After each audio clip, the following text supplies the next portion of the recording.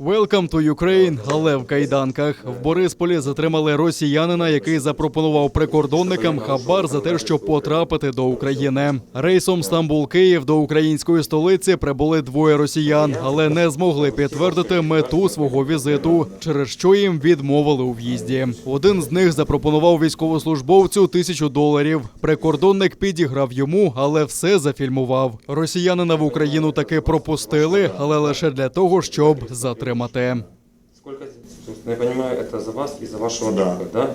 Чтобы я пересмотрел решение. Да. Сколько здесь? 1000.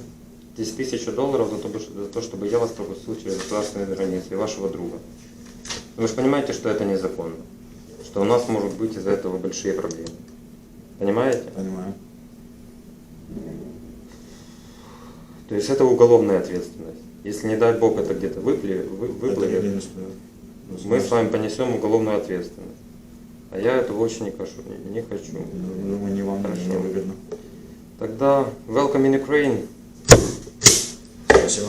И, соответственно, Руки на стол, телефон на стол. Полиция. вы за то, что просили вас впустить на территорию Украины, вы на территорию Украины попадаете. То есть у вас сопровождение сотрудников полиции, да, вы попадаете на территорию Украины.